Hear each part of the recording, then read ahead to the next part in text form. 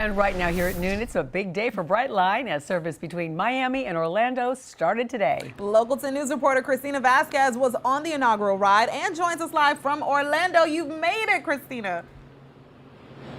Indeed, and I have to say it was really fun at that moment where it hit that top speed of 125 miles per hour, and that is the train we just came in on. You are looking live at a historic moment here in Florida. This is that inaugural trip from Miami to Orlando on that train that we were on, and as you're about to see at the Orlando station, there is definitely a celebration underway, and historic for several reasons. One, again, this is the first privately run intercity passenger rail service since Henry Flagler. That is quite some time, and because of that, there are lots of folks across this country, both in transportation sector, hospitality, that are really looking at the moment that's unfolding right now live for you, because it is a significant test of the business model. All eyes are on this Miami to Orlando route as people are wondering whether this will be profitable. Will it work? Take a listen.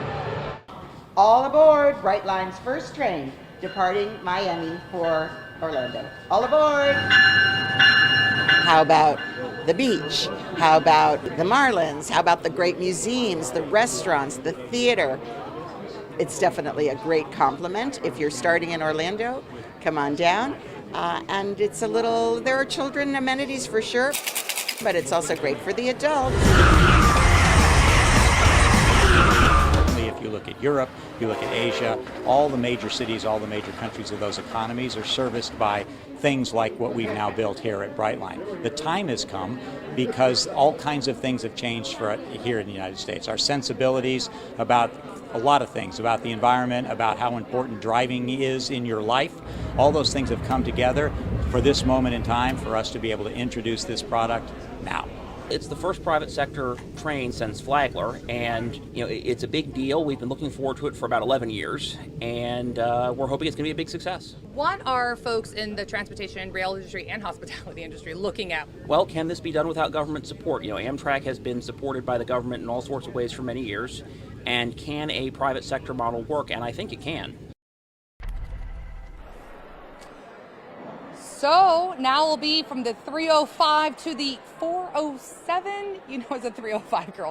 407 doesn't quite roll off the tongue. But that is the idea here. So folks in Miami can come on up to Orlando, but Miami's really hoping that visitors from around the world that maybe come to some of the attractions that anchor the Orlando economic sector will decide, you know what, now that there's a train, we're going to zip on down to Miami for a day. And also part of all of this to incentivize you all to get out of your car, say the Brightline, in order to make this really a behavioral change for consumers is an elevated experience is what they call this. So having a really nice lounge, like as if you were at an airport, as opposed to a more like bus or commuter rail style service. And also on the train itself, having Wi-Fi and outlets. They want to make it pleasurable as you're making that household calculation, right? You're looking at how much does it take in terms of putting the gas in your car. When you get to your destination, how much is parking? Can you find parking? And leveraging that against what they're charging here, they're hoping that by having this experience, it kind of convinces you that it is an experience,